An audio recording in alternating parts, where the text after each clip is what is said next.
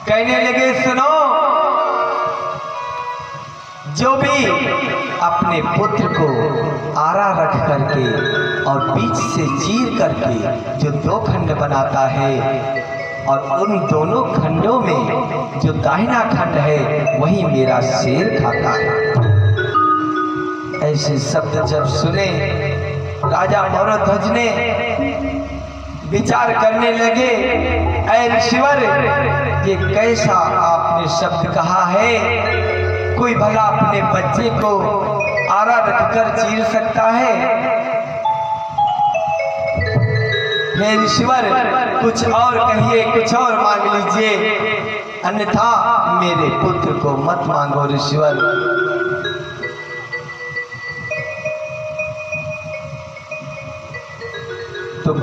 तो बाबा के भेष में भगवान कन्हैया कहने लगे सुनो,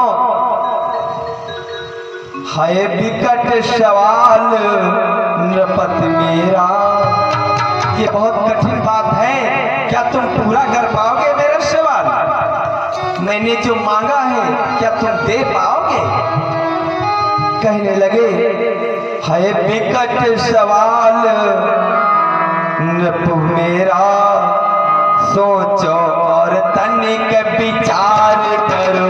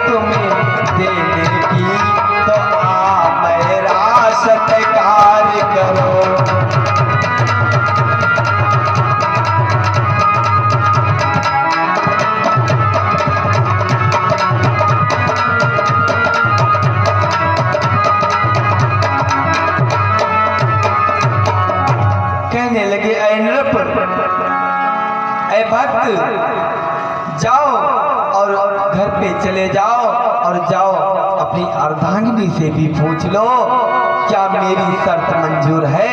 अपने बेटे को चीर करके दो खंड बना के शेर का भोजन करे, वो बेटे का जो धड़ है दाहिना उसका ही भोजन करेगा मेरा शेर।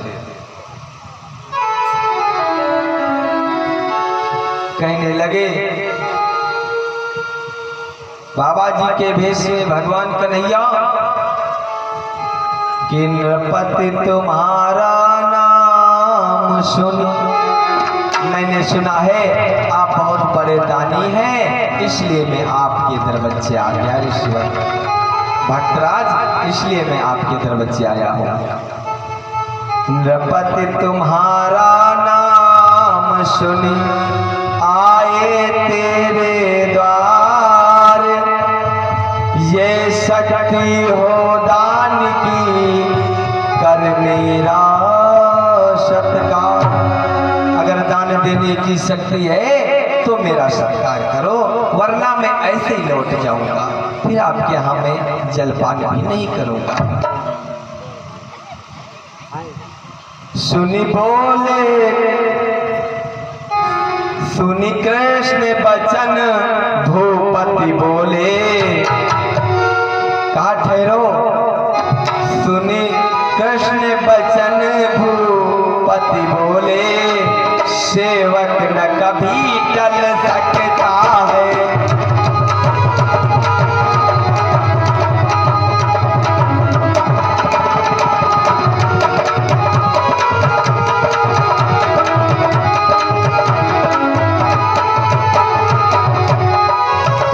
सुनी कृष्ण बचन भूपति बोले, सेवक न कभी टल सकता है।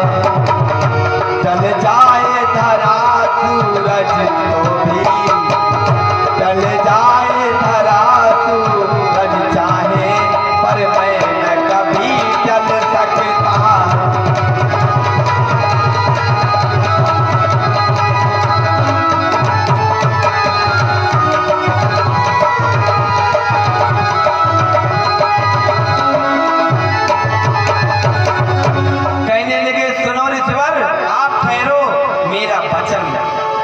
वंचित नहीं जा सकता।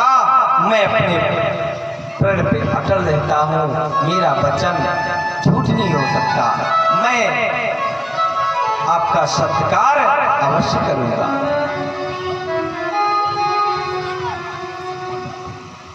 कहा सुनो, आप सत्कार करेंगे तो ठीक है, जाओ आरा से चीर करके अपने अपने पुत्र को 2 खंड बनाओ और मेरा सिर अत्यंत भूखा है, उसे भोजन कराओ।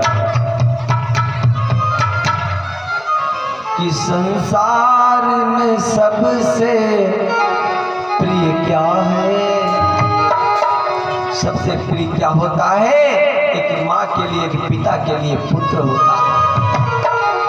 कि संसार में सबसे प्रिय क्या है? बेटा ही प्रिय तो होता है।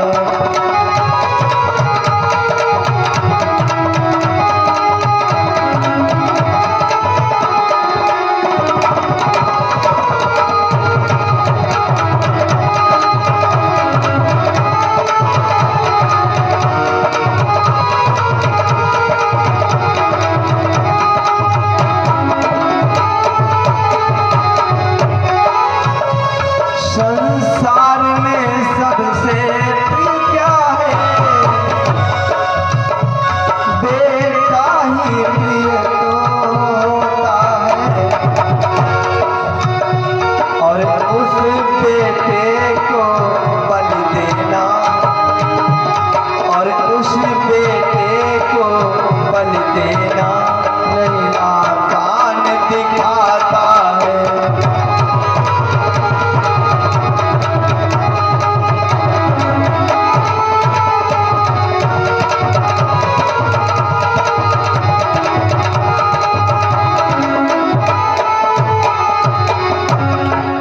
कहने लगे सुनो, सबसे प्रिय क्या होता है? माँ के लिए एक पुत्र होता है, पिता के लिए एक पुत्र होता है।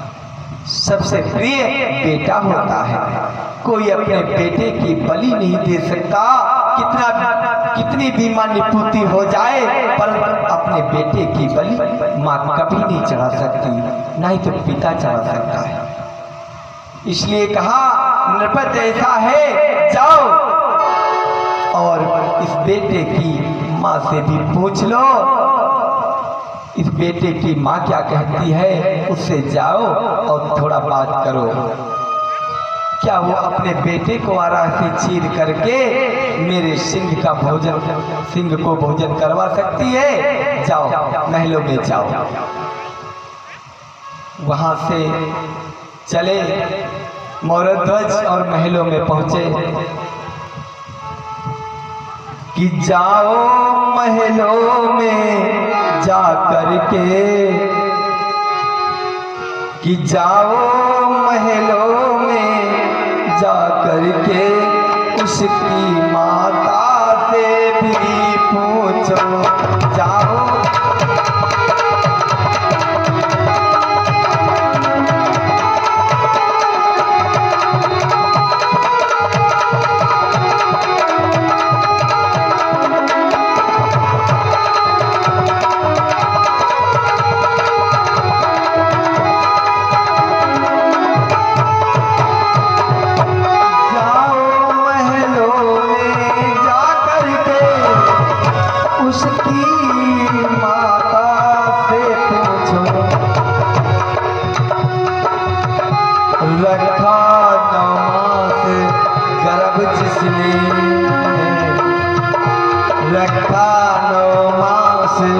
गर्भ जिसने उस जन्म दादिका से पूछो।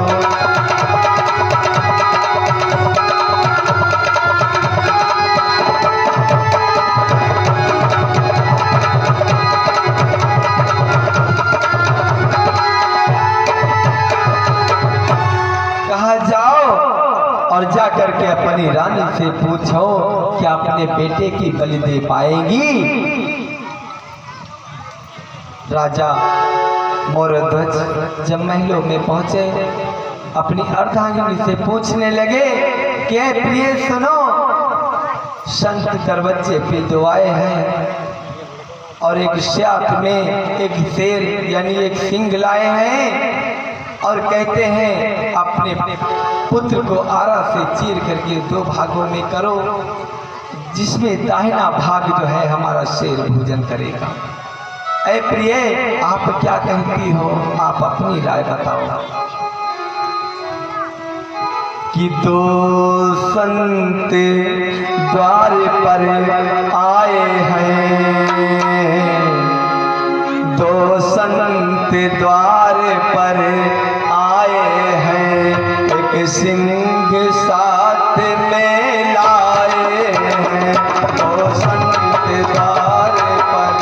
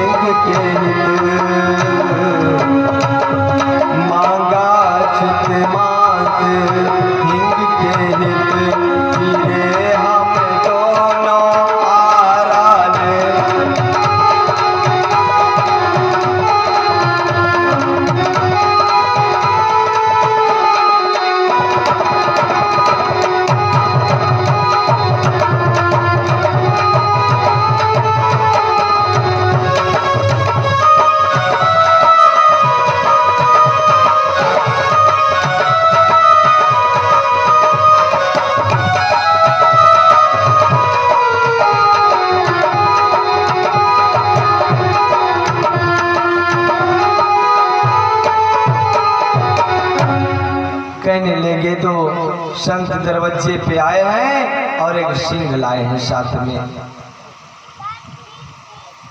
आप क्या कहते हैं? आप अपनी राय बताएं। उसी समय आया ताम्रध्वज सुकुमार, देखा राजा ने कभी अपना प्राण आधार। अपने लाल को राजा मौर्यध्वज ने देखा, अपने लाल को नैनों में नीर भराया, आंसू की धारा बहने लगी और कहने लगे, अरे बेटे मैंने तुम्हारे बिना राय के मैंने एक प्रण कर लिया है। अरे बेटे सुनो, हो गए मौन मुंद गए नैन, हो गए मौन मुंद गए नैन, पृथ्वी पर सिर को झुकाया कर।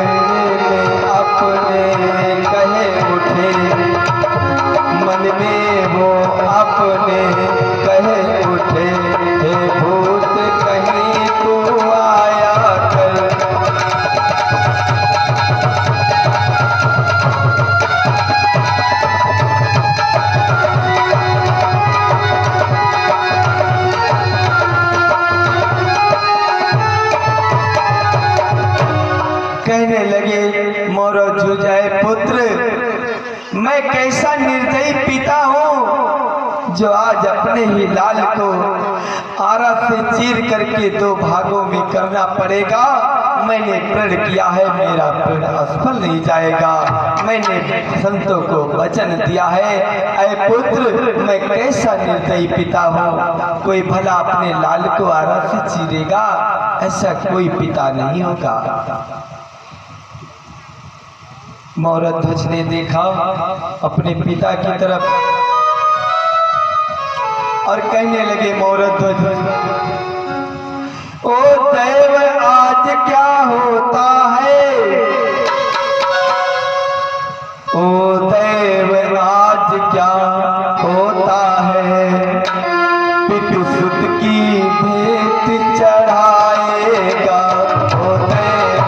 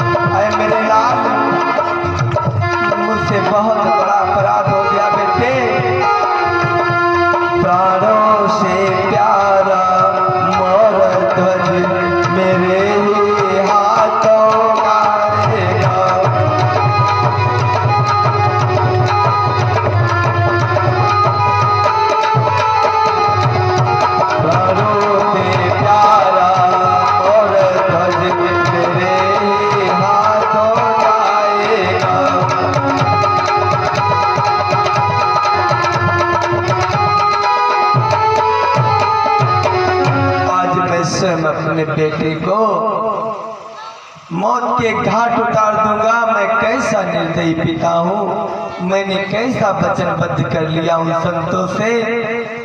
ऐ पुत्र मैंने तुम्हारी राय नहीं मांगी, मैंने तुमसे बात नहीं की, इसलिए बेटे मुझसे घोर अपराध हो गया है। इस प्रकार नप सोच कर सुत से बहु कर प्यार, कहा पुत्र कुछ है सुना, संत रुके दो द्वार। कहा बेटे तुमको भी पता होगा संत दो आए हैं दरवाजे पर, उनका सत्कार करना है बेटे।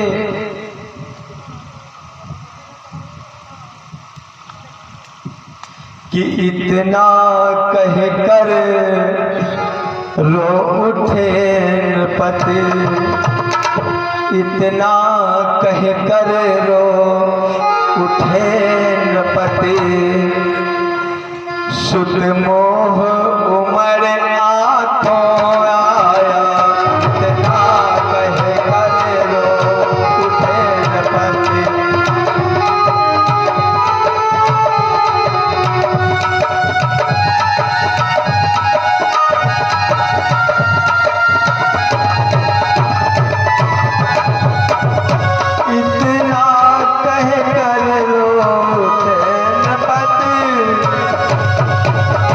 सुत मोह उमड़ आँखों आया, कुमुदावती रानी बिगड़ी, कुमुदावती रानी के भी बस, और उसी समय जग भर आया।